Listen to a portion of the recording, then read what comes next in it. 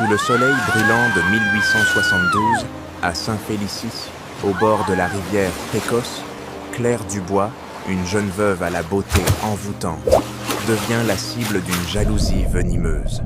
Cet aurétré captivant menace l'ordre fragile de la ville, attisant des murmures qui se transforment en lames. Poussé dans les eaux tumultueuses, son destin semble scellé. Mais une main inattendue défie le courant. Qui est cet inconnu qui risque tout pour elle?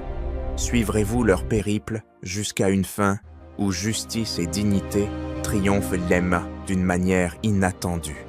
Abonnez-vous, partagez d'où vous nous écoutez et découvrez comment cette histoire d'envie et de rédemption se dévoile. Que cache encore la rivière Pécosse? Claire Dubois marchait seule, un seau de bois usé à la main, ses pas soulevant des nuages de poussière qui dansaient comme des spectres dans l'air brûlant. Jeune veuve, elle portait le deuil d'un mari, arraché par l'explosion d'une mine d'argent, mais c'était sa beauté, plus éclatante que l'éclat du métal précieux, qui faisait vaciller les âmes du bourg. C'est ce cheveu châtain, libre comme le vent qui balayait les plaines, capturait durant les regards des hommes, tandis que ses yeux, d'un vert profond comme les canyons lointains, semblaient percer les cœurs. Pourtant, cette grâce, loin d'être une bénédiction, devenait une malédiction dans une ville où la jalousie s'aiguisait comme une lame sur une pierre. Dans les ruelles poussiéreuses de Saint-Félicie, où les maisons de bois craquaient sous la chaleur et où les cloches de l'église sonnaient comme un glas, les murmures s'élevaient, insidieux, parmi les femmes influentes du bourg. Madame Louise Garnier, épouse du riche marchand de chevaux, scrutait Claire depuis le porche de sa boutique, ses lèvres pincées, trahissant une amertume qu'elle ne pouvait taire. À ses côtés, Élise Moreau, femme du shérif, et 3 autres matrones, toutes drapées dans des robes austères, échangeaient des regards lourds, de sous-entendus. « Elle ensorcelle nos maris », sifflait Louise, sa voix basse comme le grondement d'un orage lointain. « Si nous la laissons faire, elle détruira nos foyers, nos vies », ajoutait Élise, ses doigts serrant nerveusement un mouchoir brodé. Ces femmes, gardiennes autoproclamées de l'ordre moral de Saint-Félicie, voyaient en Claire une menace, non pas pour ce qu'elle faisait, mais pour ce qu'elle était, une femme dont la seule présence ébranlait leur pouvoir. Chaque jour, Claire, ignorant les regards assassins, continuait ses tâches, traversant la ville avec une dignité silencieuse. Elle puisait l'eau à la rivière, portait des sacs de grains, et parfois, sous le poids du chagrin, s'arrêtait pour contempler le courant tumultueux du Pécosse, comme si l'eau pouvait emporter sa douleur. Mais ce jour-là, un après-midi où l'air était si lourd qu'il semblait étouffer les oiseaux eux-mêmes, les murmures prirent une tournure plus sombre. Les 5 femmes, menées par Louise, se rassemblèrent près du salon, leur chuchotement devenant un complot. « Il faut agir », murmura Louise, ses yeux brillants d'une détermination froide. « La rivière saura régler ça », répondit Élise, un sourire cruel, étirant ses lèvres. Aucune d'elles ne parla de justice, il n'y avait que la haine, nue et brute, comme une bête tapie dans l'ombre. Alors que le soleil déclinait, peignant le ciel d'un rouge sanglant, Claire s'approcha de la rivière, son seau oscillant à son bras. Les roseaux sifflaient sous le vent, et le grondement du Pécosse semblait un avertissement qu'elle n'entendit pas. Elle s'agenouilla au bord de l'eau, ses doigts effleurant la surface, lorsque des ombres s'étirèrent derrière elle.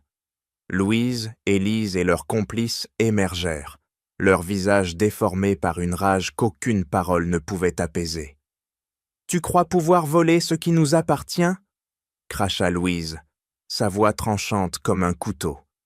Claire se redressa, surprise, mais avant qu'elle ne puisse répondre, des mains la saisirent, brutales, implacables. Elle lutta, ses ongles griffant l'air, mais la force des 5 femmes était implacable.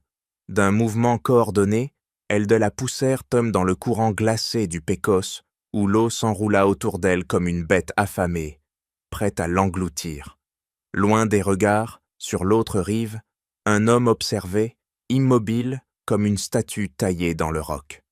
Antoine Lavaux, chef d'un groupe de Cajuns chassés de leur terre, tenait son arc, ses yeux sombres fixant la Saucenne. Ses cheveux longs, noués par un lacet de cuir, dansaient dans le vent, et sa silhouette, marquée par des années de résistance, semblait sculptée par le désert lui-même. Lorsque Claire disparut sous les flots, un éclair traversa son regard. Ses doigts serrèrent la corde de l'arc, et une flèche, rapide comme la foudre, fendit l'air, prête à changer le cours du destin. Alors que la flèche d'Antoine Lavaux fendait l'air, sifflant comme un serpent à sonnette, elle s'enfonça dans la berge boueuse du Pécos, à un souffle des pieds de Louise Garnier, qui recula, le visage blêmi par la peur. Les 5 femmes, figées par ce tir précis, échangèrent comme des regards paniqués, avant de s'éparpiller comme des corbeaux, chassés par un faucon, leurs jupes claquant dans la poussière. Mais pour Claire Dubois, engloutie par les flots tumultueux, le monde n'était plus qu'un tourbillon glacé, où l'eau rugissait comme une bête affamée, tirant sur ses membres avec une force implacable. Ses poumons brûlaient, cherchant l'air, tandis que ses doigts griffaient en vain les courants, cherchant une prise qui n'existait pas. Sous la surface, le Pécos était un monstre vivant, ses remous charriant des branches brisées et des éclats de roches, comme des griffes prêtes à déchirer. Claire, ses forces s'amenuisant, sentait son esprit vaciller, les souvenirs de son mari défunt dansant dans l'obscurité de ses paupières closes. Mais alors que l'eau semblait sceller son destin, une ombre fendit le courant, rapide et puissante comme un éclair dans la tempête. Antoine Lavaux, son arc abandonné sur la berge, plongea dans le Pécos, ses bras musclés défiant la furie du fleuve. Ses yeux, perçant même à travers les remous, repérèrent la silhouette de Claire, ses cheveux flottant comme des algues dans l'abîme. D'un mouvement assuré, il enroula un bras autour de sa taille, luttant contre le courant qui cherchait à les séparer, et donna un coup puissant pour remonter vers la surface. Lorsqu'ils émergèrent, l'air brûlant de Saint-Félicie frappa leur visage comme une gifle. Claire, à demi consciente, hoqueta, crachant l'eau amère du Pécos, ses poumons hurlant de douleur. Antoine, trempé, ses cheveux longs collés à son visage buriné par le soleil, la traîna sur la berge, où l'herbe sèche crissa sous leur poids. Il s'agenouilla près d'elle, scrutant son visage pâle, ses lèvres bleues, et murmura des mots dans une langue cajun, douce mais ferme, comme une prière au vent du désert. Claire ouvrit les yeux, ses prunelles vertes rencontrant celles d'Antoine, sombres comme le roc du canyon, et dans ce regard, elle lut quelque chose d'indomptable, une force qui avait défié bien plus que le courant d'une rivière. Sur l'autre rive, les silhouettes des femmes s'étaient évanouies, mais leurs cris résonnaient encore, portés par le vent comme un écho de leur honte. Antoine, sans un mot, aida Claire à se redresser, son bras ferme comme un pilier de chêne. Elle tremblait, ses vêtements gorgés d'eau collant à sa peau, mais son esprit, encore embrumé, s'accrochait à la présence de cet homme dont elle ne savait de rien, sinon qu'il avait risqué sa vie pour la sienne. Ils traversèrent la plaine, laissant derrière eux le grondement du Pécos, jusqu'à atteindre un bosquet de mesquites tordues par le vent.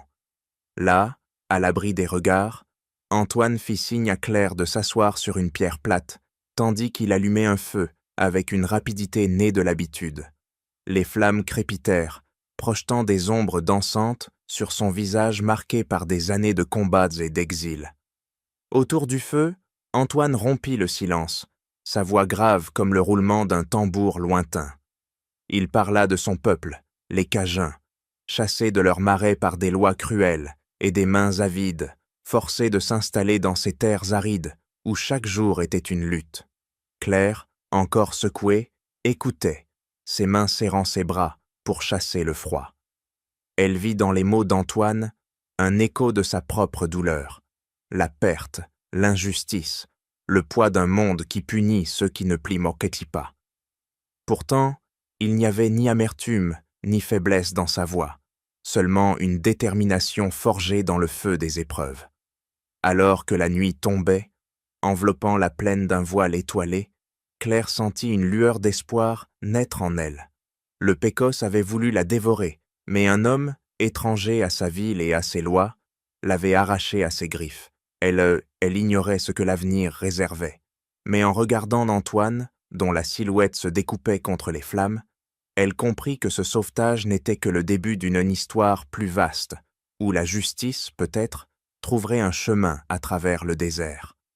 Le feu crépitait encore, projetant des ombres dansantes sur les mesquites noueux, tandis que les paroles d'Antoine sur son peuple déraciné résonnaient dans son esprit, tissant un lien entre leurs blessures.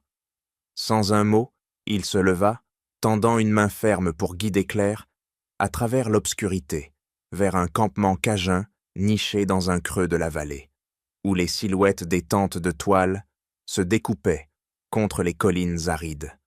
Le camp, un refuge précaire au cœur du désert, exhalait une odeur de fumée et de cuir tanné, mêlée au parfum âcre des herbes sauvages écrasées sous les pas. Quelques familles, silhouettes fatiguées mais résolues, s'affairaient autour des feux, leurs visages marqués par des années de lutte contre un monde qui les rejetait.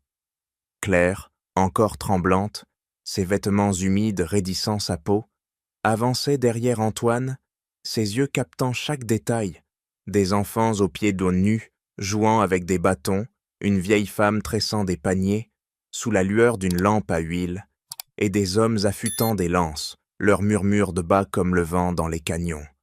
Ce lieu, rude et vivant, portait les cicatrices d'un peuple dépossédé, mais aussi une dignité farouche qui refusait de plier. Antoine mena Claire vers une tente modeste où une femme d'âge mûr, Marguerite, aux cheveux gris, noués en chignon, l'accueillit avec un regard perçant mais non dénué de douceur.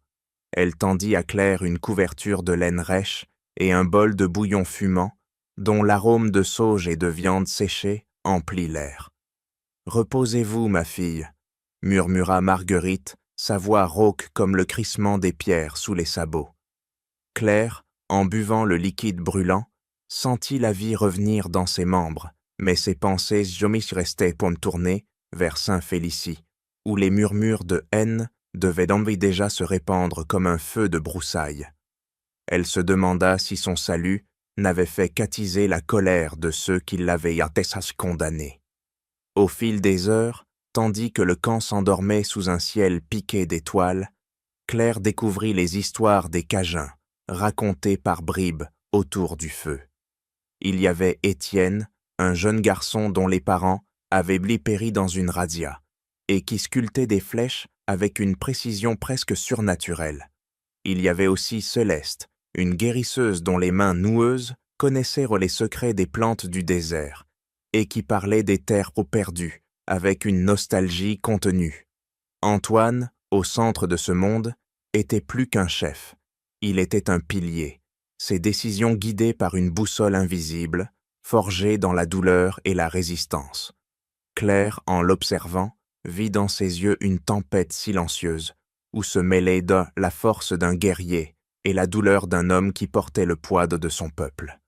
Alors que l'aube pointait, peignant le ciel d'un rose pâle, Claire s'assit près de Marguerite, qui tissait une corde avec des fibres de yucca. « Pourquoi m'a-t-il sauvée ?» demanda-t-elle, sa voix tremblante mais ferme. Marguerite, sans lever les yeux, répondit « Antoine voit ce que les autres ignorent. Il sait que sauver une vie, c'est défier ceux qui sèment la mort. » Ces mots, simples mais lourds, frappèrent Claire comme une flèche. Elle comprit que ce camp, ce peuple, n'était pas seulement un refuge, mais un défi lancé au monde qui cherchait à les effacer.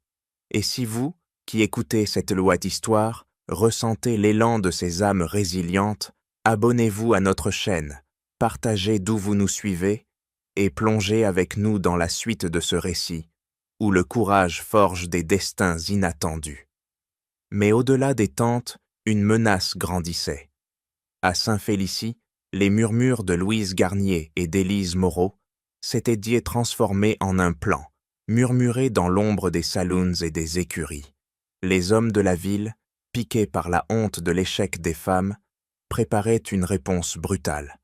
Claire, ignorant encore ce qui se tramait, sentit un frisson parcourir sa nuque, comme si le vent du désert portait un avertissement. Le camp cajun, havre fragile, allait-il bientôt devenir un champ de bataille où la justice du Pécosse serait mise à l'épreuve. Claire Dubois, enveloppée dans une couverture élimée, sentit l'air s'alourdir, ses instincts aiguisés par le danger, pressentant une tempête bien plus redoutable que celle du Pécosse. À l'horizon, où le soleil déclinait en un brasier rougeoyant, une poussière ocre s'élevait, portée par le martèlement de sabots. Une troupe d'hommes armés, leurs silhouettes noires se détachant contre le crépuscule, approchaient du camp, leurs intentions aussi claires que la lueur des fusils qu'ils serraient. À Saint-Félicie, la nouvelle du sauvetage de Claire par Antoine Lavaux avait enflammé les esprits. Pierre Moreau, le shérif au visage buriné, et Jacques de Beaumont, le maître des mines, avaient aux noces réuni une dizaine d'hommes dans l'ombre enfumée du salon, leurs voix chargées de colère et d'orgueil blessé. « Une veuve sous la protection de sauvages !» s'était exclamé Jacques, son poing frappant la table, faisant teinter les verres. « Si nous laissons cela impuni, tout l'ordre de cette ville s'effondrera », avait ajouté Pierre, ses yeux plissés comme ceux d'un vautour guettant une proie. Leur plan était simple et brutal, écraser le camp cajun, ramener Claire et réaffirmer leur domination sur ces terres arides. Les femmes, Louise Garnier et Élise Moreau, restaient dans l'ombre, leurs murmures empoisonnés ayant allumé l'étincelle de cette expédition punitive. Au camp, l'alerte fut donnée par Étienne, le jeune garçon aux flèches affûtées, qui grimpa sur un rocher et pointa l'horizon où la poussière trahissait l'approche des cavaliers. Antoine, son arc à la main, rassembla ses guerriers, une poignée d'hommes et de femmes dont les visages portaient la mémoire des batailles perdues. Il n'y avait ni peur ni hésitation dans ses ordres, seulement une détermination froide, comme le fil d'une lame bien aiguisée. Claire, debout près de la tente de Marguerite, sentit son cœur s'accélérer, ses mains serrant la couverture comme pour y puiser du courage. Elle n'était plus seulement une fugitive, elle y était devenue une pièce dans un jeu plus vaste, où la survie du camp dépendait de cette nuit. Alors que le soleil s'enfonçait, peignant le ciel d'un violet profond, les cavaliers s'arrêtèrent à la lisière du camp, leurs fusils luisant sous les derniers rayons. Pierre Moreau, juché sur un cheval noir, cria d'une voix rauque. « Lavaux, rends la femme, et nous partirons sans verser de sang. » Antoine avança, seul, au centre d'un cercle de terre battue, son arc baissé mais ses doigts prêts à tendre la corde. « Vous avez jeté une innocente dans le Pécosse pour apaiser vos peurs, » répondit-il, sa voix résonnant comme un écho dans les collines. « Maintenant, vous venez ici, armés, pour cacher votre honte sous des balles. La justice que vous servez n'a pas sa place sur ces terres. » Derrière lui, les Cajuns se tenaient en ligne, leurs arcs bandés, leurs lances pointées, leurs silhouettes comme des ombres défiant la lumière mourante. Claire, incapable de rester en retrait, s'avança à son tour, ses cheveux, encore emmêlés par l'eau du fleuve, son regard brûlant d'une colère qu'elle ne contenait plus. « Je n'ai pris rien qui vous appartienne, » lança-t-elle, sa voix tremblante mais claire, coupant l'air comme une flèche. « C'est votre haine qui ronge cette ville, pas moi. » Ces mots, portés par le vent, semblèrent de suspendre le temps, et un silence tendu s'abattit, aussi lourd que la chaleur du jour.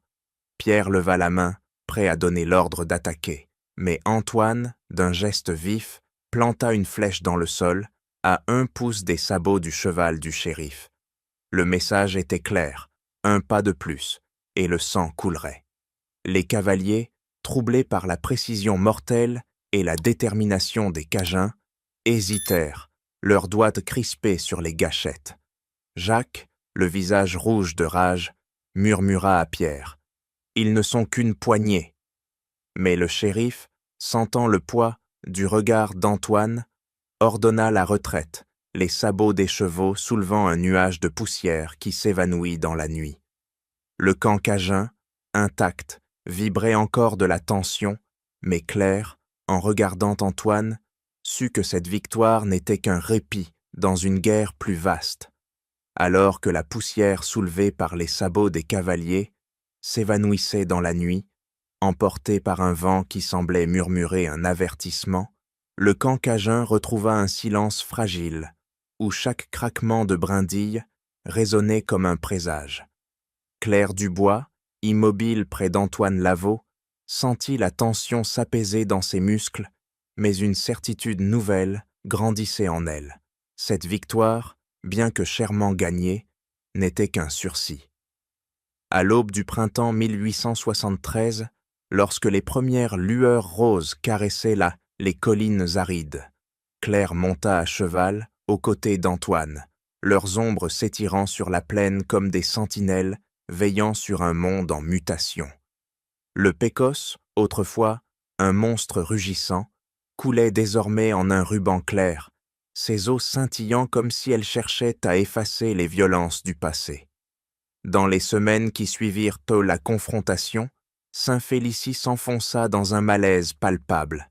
Les murmures de Louise Garnier et d'Élise Moreau, jadis acérés comme des lames, s'étaient tus, remplacés par des regards fuyants et des silences lourds.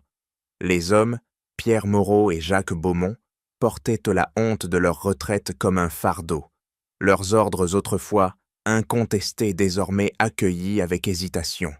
La nouvelle du courage de Claire, une veuve qui avait défié la mort et la foule, se répandit comme un feu de prairie porté par les marchands itinérants et les voyageurs.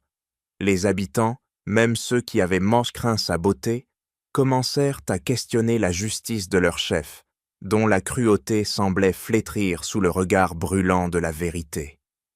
Au camp cajun, Claire s'intégra peu à peu, apprenant les gestes du quotidien, tresser des cordes avec Marguerite, écouter les récits de Céleste sur les remèdes du désert, ou observer Étienne enseigner aux plus jeunes l'art de tailler une flèche.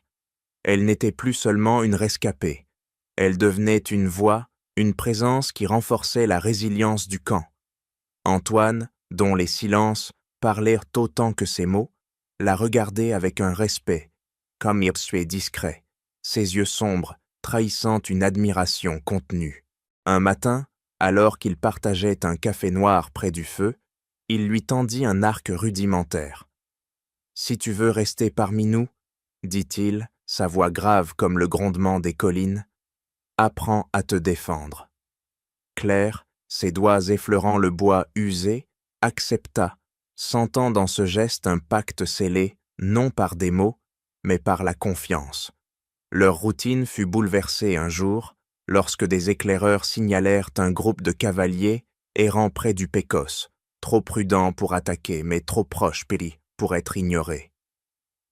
Antoine, flairant une menace, réunit le camp et proposa un plan audacieux, confronter Saint-Félicie non par la force, mais par la présence. Claire, désormais habile à manier l'arc, insista pour l'accompagner. Sous un ciel éclatant, où les vautours tournaient en cercle lent, ils chevauchèrent jusqu'aux abords de la ville, suivis d'une poignée de Cajuns, leurs visages résolus comme des rochers, défiant l'érosion. Ils ne portaient de bidon ni fusil, ni intention belliqueuse, seulement la dignité d'un peuple qui refusait de plier. À l'entrée de Saint-Félicie, une foule se rassembla, curieuse et méfiante. Pierre et Jacques, alertés, sortirent près du salon, leurs mains crispées sur leur ceinture. Mais avant qu'ils ne puissent parler, Claire s'avança, son arc à la main, ses cheveux flottant comme une bannière. « Vous avez cru que l'eau ou les balles pouvaient effacer la vérité » lança-t-elle, sa voix claire traversant l'air comme une flèche. Mais la justice ne se noie pas, et elle ne s'achète pas avec des fusils. Antoine, à ses côtés, resta silencieux, son regard défiant quiconque oserait répondre. La foule, troublée, murmura, et pour la première fois, des voix s'élevèrent pour questionner l'autorité des puissants. Les jours suivants, Saint-Félicie changea. Les murmures de division s'éteignirent, et des habitants, touchés par le courage de Claire et la droiture d'Antoine, commencèrent à tendre la main aux Cajuns, offrant du grain ou des outils. Le Pécosse, témoin de tant de luttes, devint un symbole de renouveau. Claire, chevauchant aux côtés d'Antoine, comprit que leur histoire, forgée dans la douleur et la résistance, avait redessiné les contours de la justice. Non pas celle des puissants, mais celle des terres elles-mêmes, où la vérité, comme l'eau claire, finissait toujours par trouver son chemin. L'histoire de Claire et Antoine, tissée dans les vents arides du Pécosse, nous rappelle que la justice naît parfois des âmes les plus éprouvées. Leur courage, défiant la haine et l'injustice, vous a-t-il touché? Partagez vos pensées, dites-nous ce que cette épopée évoque pour vous, et d'où vous nous écoutez.